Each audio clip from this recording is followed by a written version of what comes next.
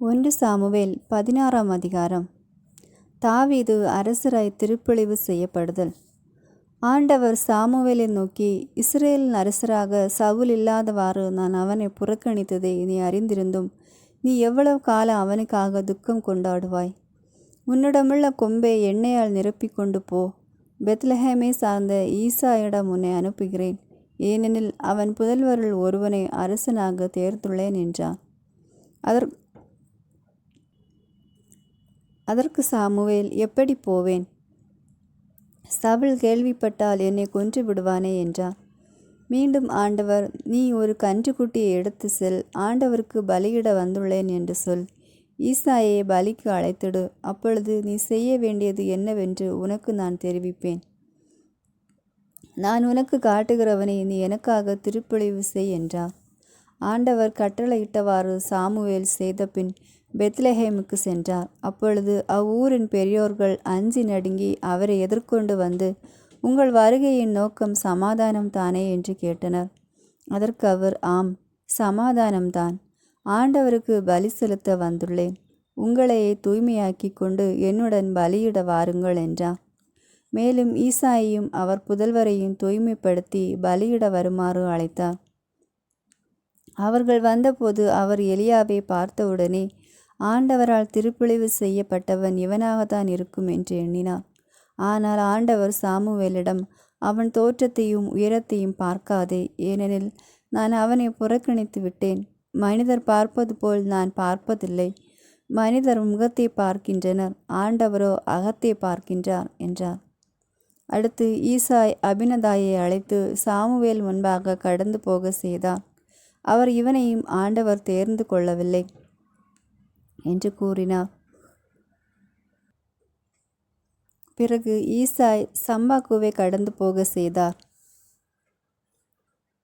ஆண்டவர் இவனையும் தேர்ந்து கொள்ளவில்லை என்றார் சாமுவேல். இவ்வாறு ஈசாய் தம் 7 புதல்வரை சாமுவேல் முன்பாக கடந்து போக செய்தார். இவர்களை ஆண்டவர் தேர்ந்து கொள்ளவில்லை என்றார். சாமுவேல் தொடர்ந்து, சாமுவேல் ஈசாயை பார்த்து, உன் பிள்ளைகள் இத்தனை பேர்தானா என்று கேட்க, இன்னொரு சிறுவன் இருக்கிறான், அவன் ஆடுகளை மேய்த்து கொண்டிருக்கிறான் என்று பதிலளித்தார் ஈசாய். அதற்கு சாமுவேல், அவரிடம் ஆள் அனுப்பி அவனை அழைத்து வா, ஏனெனில் அவன் வரும் வரை நான் உணவருந்த மாட்டேன் என்றான். ஈசாய் ஆள் அனுப்பி அவனை அழைத்து வந்தார். அவன் சிவந்த மேனியும் ஒளிரும் கண்களும் கொண்டு அழகிய தோற்றமுடன் இருந்தான்.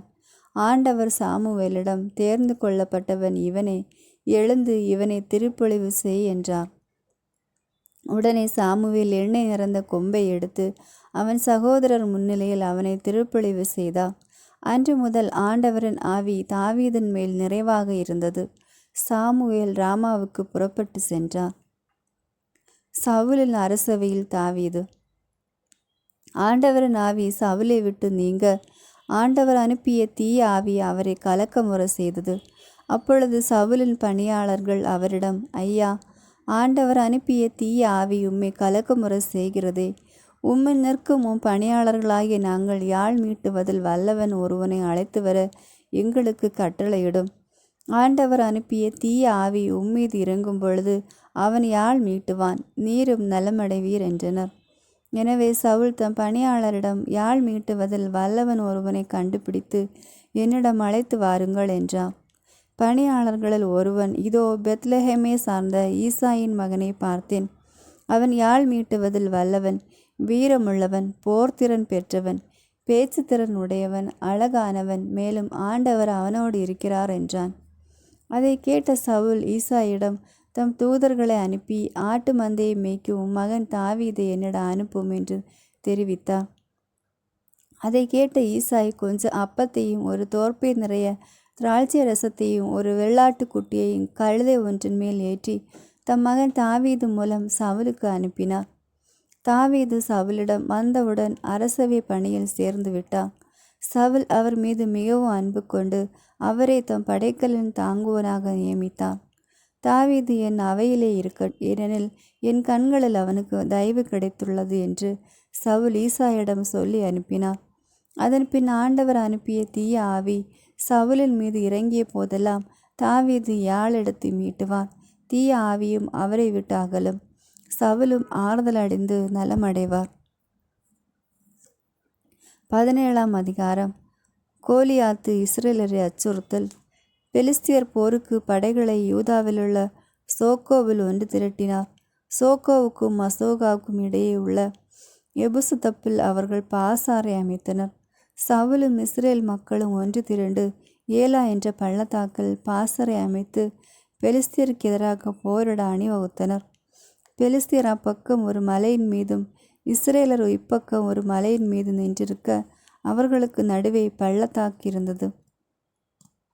அப்பொழுது காத்து நகரை சார்ந்த கோலியாத்து என்ற வீரன் பெலிஸ்தியர் பாசாரையிலிருந்து புறப்பட்டு வந்தான். அவன் உயரமும் 6½ முழம். அவன் வெண்கல தலைக்கவசமும் 57 கிலோ எடையுள்ள வெண்கலத்தாலான மீன் செதிலை போன்ற ஒரு மார்பு கவசமும் அணிந்திருந்தான். கால்களில் வெண்கல கவசமும் தோள்களுக்கிடையில் வெண்கல எரிவேலும் அவன் அணிந்திருந்தான். அவனது ஈட்டிக்கோல் தறிக்கட்டை போல் பெரியதாயிருந்தது. அவனது ஈட்டியின் முனை 7 கிலோ இரும்பால் ஆனது. அவனுடைய கேடயன் தாங்குவோன் அவனுக்கு முன்பாக நடப்பான். அவன் இஸ்ரேல் படைகளுக்கு எதிரே நின்று உரத்த குரலில், நீங்கள் போருக்கு அணிவகுத்து வந்தீர்கள். நான் ஒரு பெலிஸ்தியன். நீங்கள் சவுலின் அடிமைகள் அல்லவா? உங்களில் ஒருவனை தேர்ந்தெடுங்கள். அவன் என்னிடம் வரட்டும். அவன் என்னுடன் போரிட்டு என்னை கொன்றால் நாங்கள் உங்களுக்கு அடிமைகளாவோம். நான் அவனை வென்று அவனை கொன்றுவிட்டால் நீங்கள் அடிமைகளாகி எங்களுக்கு பணி செய்ய வேண்டும் என்றான். மேலும் அந்த பெலிஸ்தியன், இதோ இஸ்ரேல் படைகளுக்கு சவால் விடுகிறேன். என்னோடு போரிட இப்பொழுதே ஒருவனை அனுப்புங்கள் என்றான். சவுலும் இஸ்ரேலர் அனைவரும் பெலிஸ்தியனின் வார்த்தைகளை கேட்டு கலங்கி பெரிதும் அச்சமுற்றனர். சவுலின் பாளையத்தில் தாவீது. தாவீது யூதாவின் பெத்லெஹேமை சார்ந்த எப்ராத்திரான ஈசா என்பவரின் மகன். ஈசாய்க்கு 8 புதல்வர் இருந்தனர். சவுலின் காலத்திலே ஈசாய் மிகவும் முதிர்ந்தவராயிருந்தார். இவருடைய மூத்த புதல்வர் 3 சவுலுடன் போருக்கு சென்றிருந்தனர். அம்மூவரில் மூத்தவன் பெயர் எலியாபு, அடுத்தவன் பெயர் அபினதாபு, 3ஆமவன் பெயர் சம்மாகு. தாவீது எல்லோருக்கும் இளையவன். மூத்தவர்களாகிய அம்மூவர்களை சவுலோடு சென்றிருந்தனர்.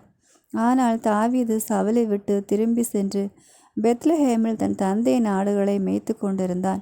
அந்த பெலிஸ்தியன் காலையிலும் மாலையிலும் 40 நாட்கள் இவ்வாறு சவால் விட்டான். ஈசாய் தம் மகன் தாவீதிடம், உன் சகலுக்காக இந்த 20 படி அளவுள்ள ஒரு மரக்கால் மாவையும் 10 அப்பத்துண்டுகளை எடுத்துக்கொண்டு பாளையத்தில் இருக்கும் உன் சகோதரர்களிடம் உடனே விரைந்து செல். இந்த 10 பால் கட்டிகளை 1000 தலைவனிடம் அளித்துவிட்டு உன் சகோதரர் நலமுடன் இருக்கிறார்களா என்று கேட்டு அவர்களிடமிருந்து அடையாளம் ஒன்று பெற்று வா என்று கூறினார். அப்பொழுது சவுலும் அவர்களும் இஸ்ரேலர் எல்லோரும் ஏலா பள்ளத்தாக்கில் பெலிஸ்தியருடன் போரிட்டு கொண்டிருந்தனர். தாவீது விடியற் காலையில் எழுந்து ஆடுகளை காவலன் ஒருவனிடம் ஒப்படைத்துவிட்டு உணவுப் பொருட்களை எடுத்துக்கொண்டு ஈசாய் தமக்கு கட்டளையிட்டவாறு புறப்பட்டு சென்று பாசாரையை அடைந்தார். அப்பொழுது இஸ்ரேலின் படைகள் அணிவகுப்பு நடத்தி போர்க்குரல் எழுப்பின. இஸ்ரேலரும் பெலிஸ்தியரும் எதிரெதிராக அணிவகுத்து நின்றனர். தாவீது தாம் கொண்டு வந்தவற்றை பொருட்களை பாதுகாக்கும் காவலன் பொறுப்பில் ஒப்படைத்துவிட்டு போர்க்களத்திற்குள் ஓடினார். அங்கே தம் சகோதரர்களை கண்டு நலம் விசாரித்தார். அவர் அவர்களோடு பேசி கொண்டிருக்கையில், இதோ காத்து நகரை சார்ந்த பெலிஸ்திய வீரனான கோலியாத்து என்பவன் பெலிஸ்தியர் அணிகளில் நின்று வெளித்தோன்றி தான் முன்பு சொன்ன வார்த்தைகளை மீண்டும் சொன்னான். தாவீது அதை கேட்டார். அவனை கண்ட இஸ்ரேலர் அனைவரும் மிகவும் அச்சமுற்று அவன் முன்னின்று ஓடினர். இதோ நிற்கிற இம்மனிதனை பார்த்தீர்களா? இஸ்ரேலை உண்மையாகவே இழிவுபடுத்த இவன் வந்துள்ளான். இவனை கொல்பவனுக்கு அரசர் மிகுந்த செல்வம் அளித்து தம் மகளையும் மணமுடித்து கொடுப்பார். அத்துடன் இஸ்ரேலரிடையே அவன் தந்தை வீட்டாருக்கு மட்டும் வரிவிலைக்கு செய்வார் என்று இஸ்ரேலர் தங்களுக்குள் பேசி கொண்டனர். அப்பொழுது தாவீது தம் அருகில் இருந்தவர்களை நோக்கி, இந்த பெலிஸ்தியரை கொன்று இஸ்ரேலின் இழிவை நீக்கிறவனுக்கு என்ன கிடைக்கும்? வாழும் கடவுளின் படைகளை பழிப்பதற்கு விருத்த சேதனை இல்லாத பெலிஸ்தீனாகிய இவன் யார் என்று கேட்டான். அதற்கு மக்கள், அவனை கொல்பவனுக்கு இவை அனைத்தும் அளிக்கப்படும் என்று முன்பு சொன்னவாறே பதிலளித்தனர். மக்களோடு அவர் பேசி கொண்டிருந்ததை அவர் மூத்த சகோதரன் எலியாபு கேட்டு தாவீதின் மேல் வெஞ்சினமுற்று, நீ ஏன் இங்கு வந்தாய்? அந்த சில ஆடுகளையும் பாலை நிலத்தில் நீ யாரிடம் ஒப்படைத்தாய்? உன் செருக்கையும் ஆணவத்தையும் நான் அறிவேன். ஏனெனில் போரை வேடிக்கை பார்க்கத்தான் நீ இங்கு வந்துள்ளாய் என்றான். அதற்கு தாவீது, இப்பொழுது நான் என்ன செய்து விட்டேன்? ஒரு கேள்விதானே கேட்டேன் என்று கூறி அவனை விட்டு வேறொருவனிடம் சென்று அவ்வாறே கேட்டார். மக்களும் முன்போலவே அவருக்கு பதிலளித்தனர். தாவீது கூறிய வார்த்தைகளை கேட்டவர்கள் அவற்றை சவுலிடம் தெரிவித்தனர். அப்பொழுது சவுல் அவரை வரவழைத்தார். தாவீது சவுலை நோக்கி, இவன் பொருட்டு யாருடைய இதயமும் கலங்க வேண்டியதில்லை. அடியானாகிய நானே சென்று அந்த பெலிஸ்தியனோடு போரிடுவேன் என்றான்.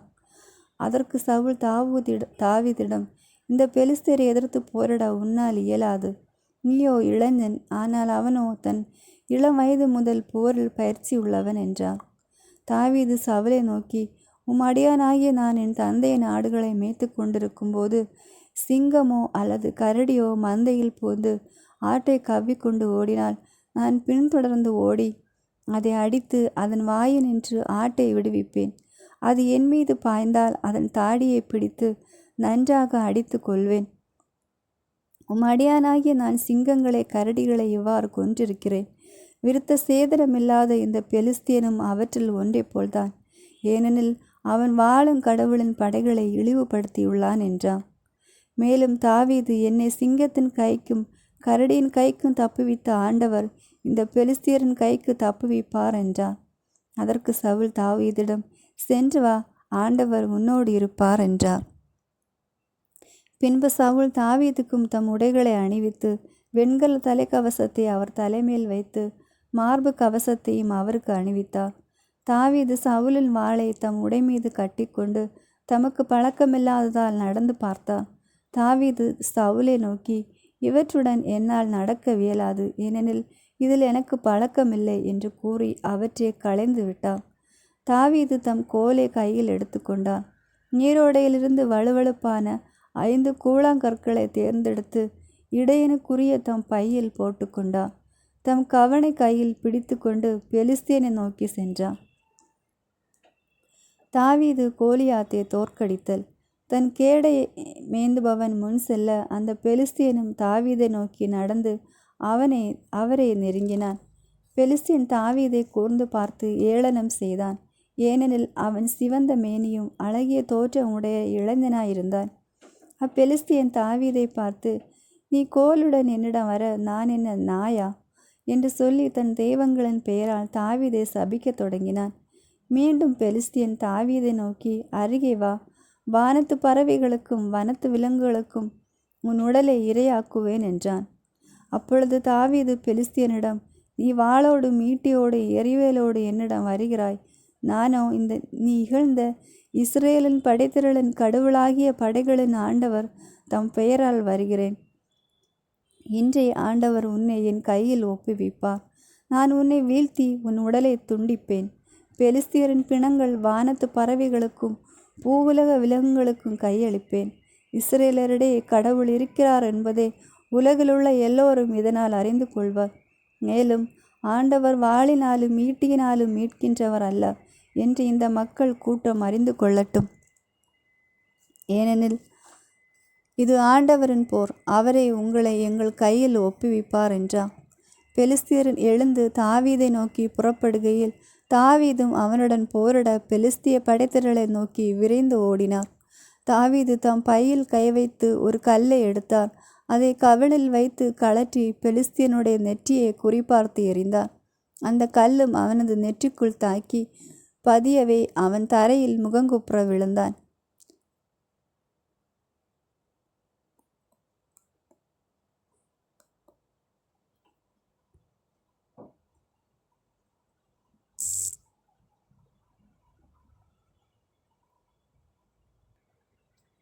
இவ்வாறு தாவீது கையில் வாளேதுமின்றி கவனும் கல்லும் கொண்டு பெலிஸ்தியன் மீது வெற்றி கொண்டு அவனை வீழ்த்தி கொன்றார். உடனே தாவீது ஓடி அந்த பெலிஸ்தியன் மேல் ஏறி நின்றான். அவனது வாளை அதன் உறையிலிருந்து உருவி அவனை கொன்று அவன் தலையை கொய்தார். யூதா மக்களும் இஸ்ரேல் மக்களும் எழுந்து ஆர்ப்பரித்து எக்ரோன் வாயில் மட்டுமுள்ள காத்து பள்ளத்தாக்கு வரை துரத்தி சென்றனர். சாராயின் மின் சாலையில் காத்து எக்ரோன் எல்லை வரையிலும் பெலிஸ்தியர் வெட்டுண்டு கிடந்தனர். இஸ்ரேலர் பெலிஸ்தியரை பின்தொடர்வதை நிறுத்திவிட்டு அவர்களது பாசாரையை கொள்ளையடித்தனர். தாவீது அப்பெலிஸ்தியரின் தலையை எடுத்து எருசலேமுக்கு கொண்டு சென்றார். ஆனால் தம் படைக்கலன்களை தம் கூடாரத்தில் வைத்தார். தாவீது சவுலின் முன் நிறுத்தப்படல். பெலிஸ்தியனுக்கு எதிராக தாவீது சென்றதை சவுல் கண்ட பொழுது அவர் படைத்தலைவன் அப்னேரிடம், அப்னோர், இந்த இளைஞன் யாருடைய மகன் என்று கேட்டார். அப்னேர் அதற்கு, அரசே, உயிர்மேல் ஆணை, அதை நான் அறியேன் என்றான். மீண்டும் அரசர், இவ்விளைஞன் யாருடைய மகன் என்று விசாரித்து வா என்றார். தாவீது பெலிஸ்தியனை கொன்றுவிட்டு திரும்பிய போது அப்னேர் அவரை சவுலிடம் அழைத்து சென்றார். அப்பொழுது அவர் கையில் பெலிஸ்தியனின் தலை இருந்தது. சவுல் அவரிடம், இளைஞனை, நீ யாருடைய மகன் என்று கேட்டார். அதற்கு தாவீது, பெத்லெஹேம் ஊரை சார்ந்த உம் அடியான் ஈசாயின் மகன் நான் என்று பதிலளித்தான். 18ஆம் அதிகாரம். யோனத்தானும் தாவீதும். தாவீது சவுலிடம் பேசி முடித்தபோது யோனத்தானின் உள்ளம் தாவீதின் உள்ளத்தோடு ஒன்றுபட்டது. யோனத்தான் அவரை தம் உயிரென கருதி அவர் மீது அன்பு கொண்டிருந்தார். அன்று சவுல் தாவீதை தம்முடன் அழைத்து சென்றார். அவருடைய தந்தை வீட்டுக்கு திரும்பி போக இசைவு அளிக்கவில்லை. பின்பு யோனத்தான் தாவீதுடன் உடன்படிக்கை செய்து கொண்டார். ஏனெனில் அவரை தம் உயிரென கருதி அவர் மீது அன்பு கொண்டிருந்தார். யோனத்தான் தாம் அணிந்திருந்த மேலங்கியை கழற்றி தாவீதுக்கு கொடுத்தார். அத்துடன் தம் அங்கி, வாள், வில், கச்சை ஆகியவற்றை கொடுத்தார். தாவீது சவுல் தம்மை அனுப்பிய இடமெல்லாம் சென்று வெற்றியை கொணர்ந்தார். அதனால் சவுல் அவரை படைத்தலைவராக்கினார். மக்கள் எல்லோரும் மற்றும் சவுலின் அலுவலர்களும் இதை பெரிதும் விரும்பினர். சவுலின் பொறாமை. தாவீது பெலிஸ்தீனை கொன்றபின் வீரர்கள் வீடு திரும்பி கொண்டிருந்த போது இஸ்ரேலின் எல்லா நகர்களிலிருந்தும் பெண்கள் ஆடல் பாடலுடன் அரசர் சவுலை சந்திக்க வந்தனர். அவர்கள் கஞ்சிராக்களோடும் நரம்பிசை கருவிகளுடனும் மகிழ்ச்சி பாடல் எழுப்பினர். அப்பெண்கள் அப்படி ஆடி பாடுகையில் சவுல் 1000 பேரை கொன்றார், தாவீதோ 15,000 பேரை கொன்றார் என்று பாடினர். இந்த வார்த்தைகள் சவுலுக்கு அறவே பிடிக்கவில்லை. அவர் மிகவும் சினமுற்று, அவர்கள் தாவீதுக்கு 15,000 பேர் என்றனர், எனக்கோ 1000 பேர் மட்டுமே என்றனர். அவனுக்கு இன்னும் குறைவாக இருப்பது ஆட்சி ஒன்றுதான் என்று கூறினர். அன்று முதல் சவுல் தாவீதை பொறாமை கண் கொண்டு பார்க்கலானார். மறுநாளே கடவுள் அனுப்பிய தீய ஆவி சவுலை ஆட்கொள்ள அவர் தம் வீட்டில் பிதற்றினார். அப்பொழுது தாவீது ஒவ்வொரு நாளும் செய்வது போல் யாழ் எடுத்து மீட்டினார். சவுலின் கையில் ஈட்டி இருந்தது. நான் தாவீதை சூரோடு சேர்த்து குத்துவேன் என்று சவுல் நினைத்து தம் ஈட்டியை அவர் மேல் எறிந்தார். ஆனால் தாவீது இருமுறை அதை தவிர்த்து விட்டார். ஆண்டவர் தம்மிடமிருந்து விலகி தாவீதுடன் இருந்ததனால் அவருக்கு சவுல் அஞ்சினார். ஆதலால் சவுல் அவரை தம் முன்னின்று அகற்றி 1000 தலைவராக்கினார். தாவீது வீரர்களை முன்னின்று நடத்தினார். ஆண்டவர் தாவீதுடன் இருந்ததால் அவர் செய்த யாவற்றிலும் வெற்றி கண்டார். அவர் பெரும் வெற்றிகளை குவிப்பதை கண்டபோது சவுல் அவருக்கு இன்னும் அஞ்சினார். ஆனால் இஸ்ரேலரின் யூத மக்கள் அனைவரும் தாவீதின் மீது அன்பு செலுத்தினர், ஏனெனில் அவரே அவர்களை முன்னின்று நடத்தி சென்றார். சவுலின் மகளை தாவீது மணத்தல். பின்பு சவுல், என் கை அவன் மேல் படாமல் பெலிஸ்தியர் கை அவன் மேல் படட்டும் என்று எண்ணி தாவீதை நோக்கி, இதோ என் மூத்த மகள் மேராபு, அவளை உனக்கு மணமுடித்து கொடுப்பேன். நீ மட்டும் வீரமுள்ளவனாக செயல்பட்டு ஆண்டவரின் படைகளை நடத்தி செல் என்றார். அப்பொழுது தாவீது சவுலிடம், அரசரின் மருமகன் ஆவதற்கு நான் யார்? என் உறவினர் யார்? இஸ்ரேலரின் தந்தையின் குலம் என்ன என்று கேட்டார். சவுலின் மகள் மேரபாவை தாவீதுக்கு மணமுடிக்கவிருந்த நேரத்தில் அவள் மெகாலோனியாகிய அதிரியேலுக்கு மனைவியாக அளிக்கப்பட்டாள். அதன்பின் சவுலின் மகள் மீகாள் தாவீதின் மீது காதல் கொண்டாள். இது சவுலுக்கு அறிவிக்கப்பட்ட போது அவர் மகிழ்ச்சியுற்றார். நான் அவளை அவனுக்கு கொடுப்பேன், அவளும் அவனுக்கு மனைவியாயிருப்பாள், பெலிஸ்தியரும் அவனுக்கு எதிராக எழுவர் என்று சவுல் நினைத்து தாவீதை நோக்கி, இப்பொழுது என் 2ஆம் மகள் மூலம் நீ என் மருமகன் ஆவாய் என்று கூறினார். சவுல் தம் பணியாளர்களிடம் தாவீதோடு இரகசியமாய் பேசி, இதோ அரசர் உம்மீது விருப்பம் கொண்டுள்ளார், அவருடைய அலுவலர்கள் எல்லோரும் உம்மீது அன்பு கொண்டுள்ளார்கள், ஆதலால் நீர் இப்பொழுது அரசருக்கு மருமகனாயிரு என்று சொல்லுங்கள் என்றார். சவுலின் பணியாளர்கள் அந்த வார்த்தைகளை தாவீதின் காதுகளில் ஓதினர். அப்போது தாவீது, அரசருக்கு மருமகனாவது உங்களுக்கு அவ்வளவு எளினதாய் தோன்றுகிறதா? நான் எளியவனும்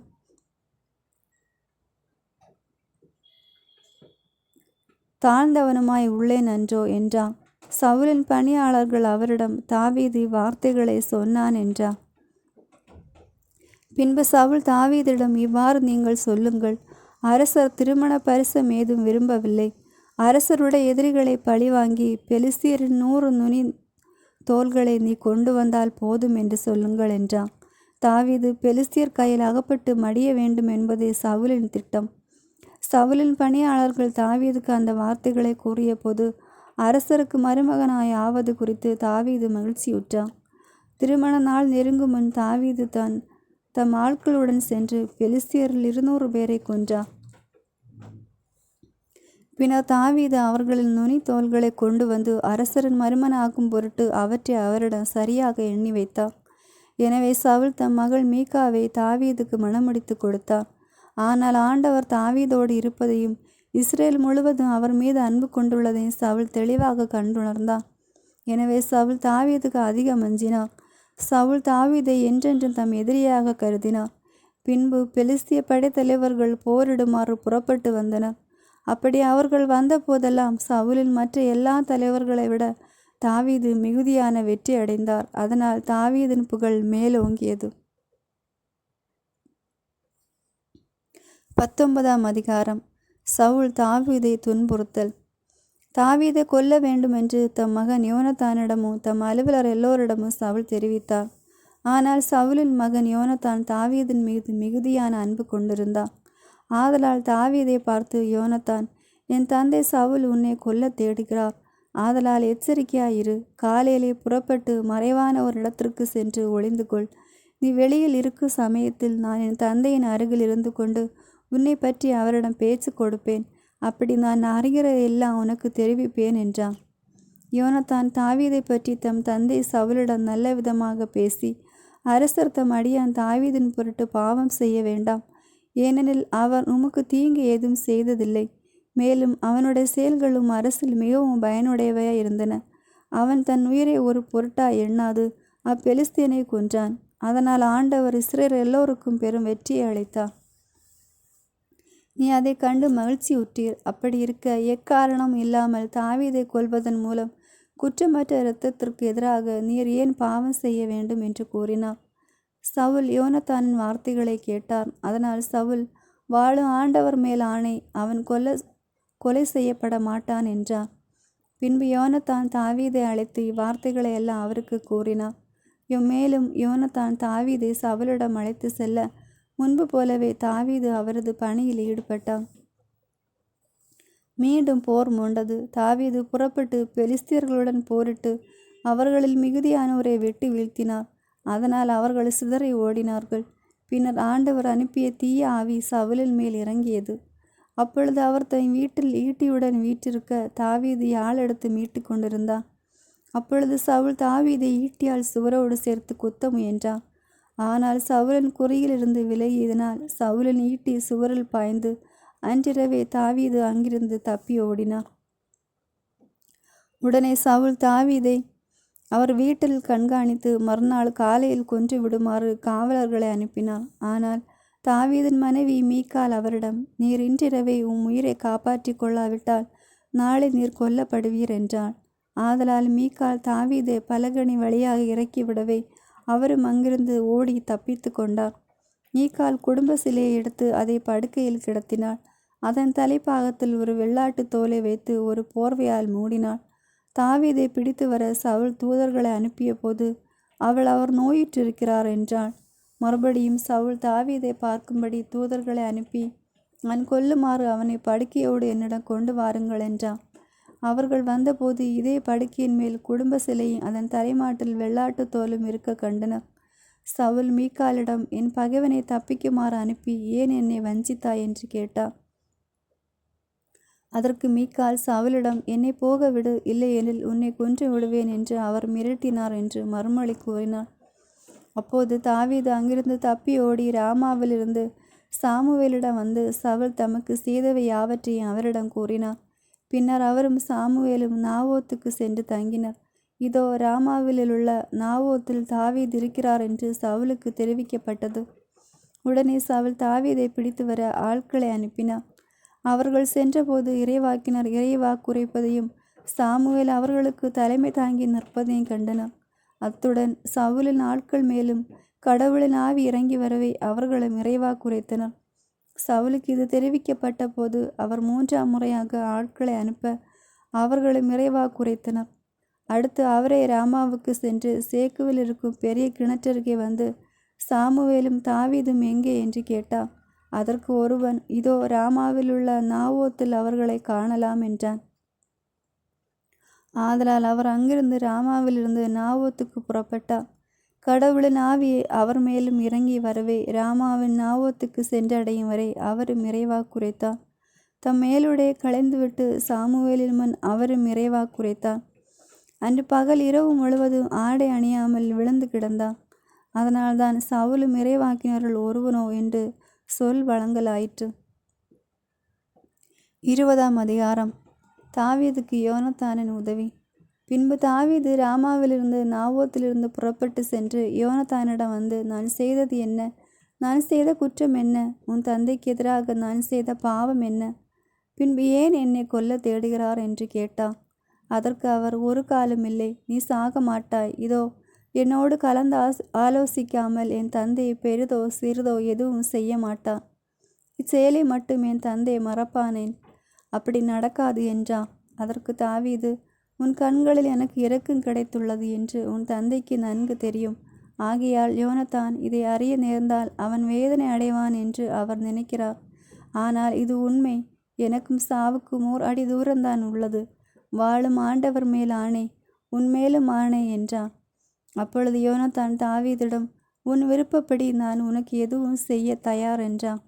தாவீது யோனத்தானை நோக்கி, இதோ நாளை அமாவாசை, அரசரோடு நான் பந்தியில் இருக்கும் நாள்.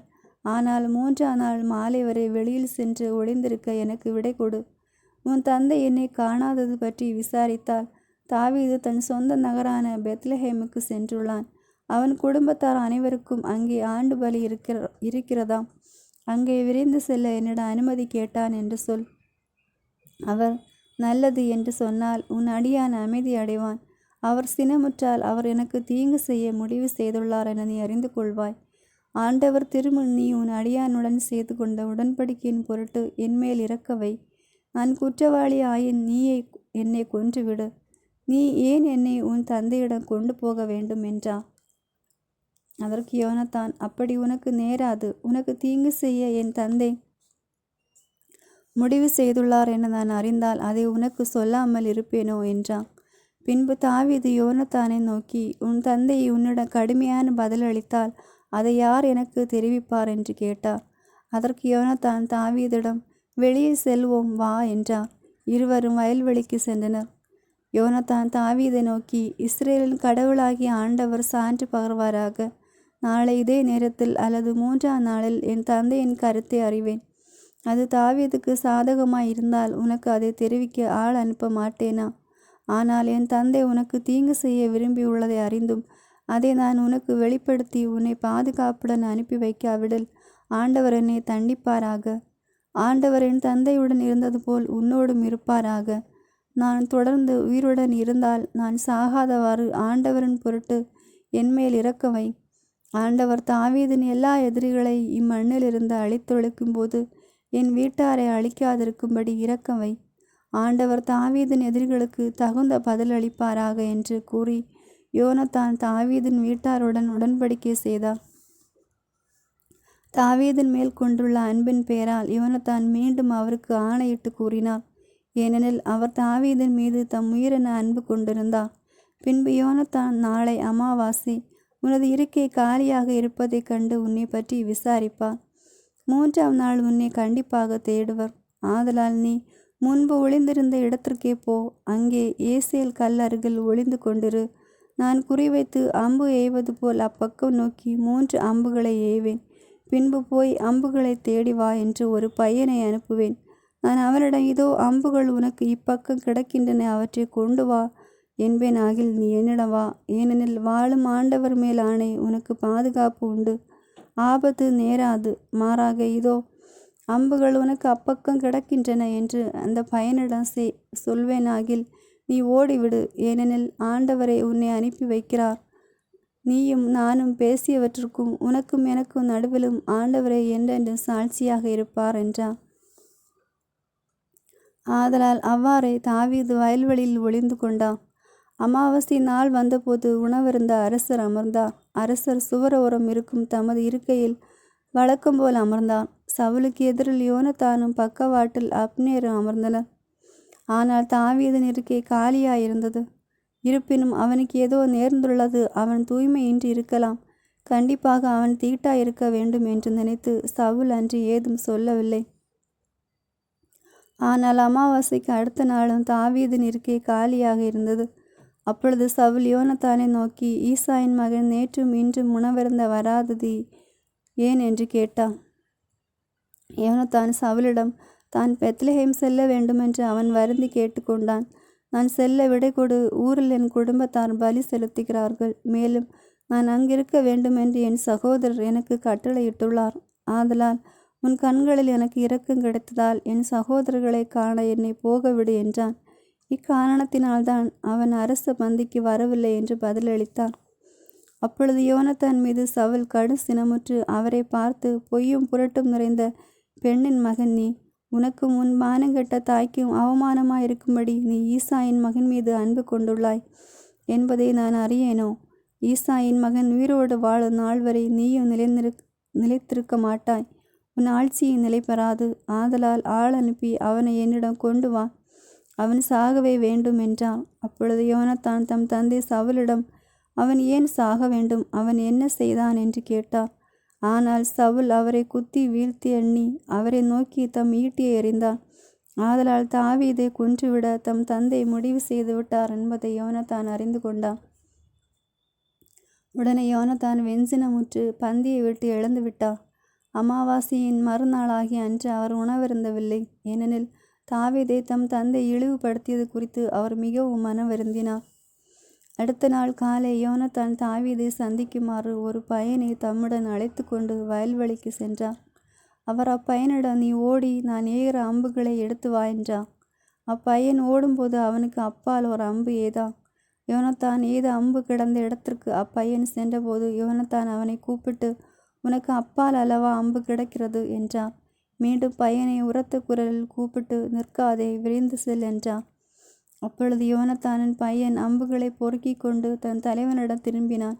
யோனத்தானுக்கும் தாவீதுக்கும் மட்டுமே அதன் பொருள் தெரியும், ஆனால் அப்பையனுக்கோ ஒன்றும் தெரியாது. பின்பு யோனத்தான் தம் படைக்கலன்களை பையனிடம் கொடுத்து, இவற்றை நகருக்கு எடுத்து செல் என்று பணித்தார்.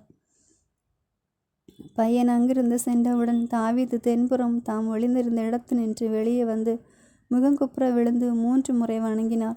அதன் பின் அவர்கள் ஒருவரை ஒருவர் முத்தம் செய்து அழுதார்கள். தாவீது மிகவும் அழுதார். பின்பு யோனத்தான் தாவீதிடம், நீ சமாதானமாய்ப்போ, செல், ஆண்டவர் பெயரால் நாம் இருவரும் செய்து கொண்ட உடன்படிக்கையின் பொருட்டு ஆண்டவர் உனக்கும் எனக்கும் உன் வழிமரபிற்கும் என் வழிமரபிற்கும் நடுவே என்றென்றும் சாட்சியாயிருப்பாராக என்றார். பின்னர் தாவீது தம் வழியே சென்றார். யோனத்தான் நகருக்கு திரும்பினார். ஆமென். God bless you.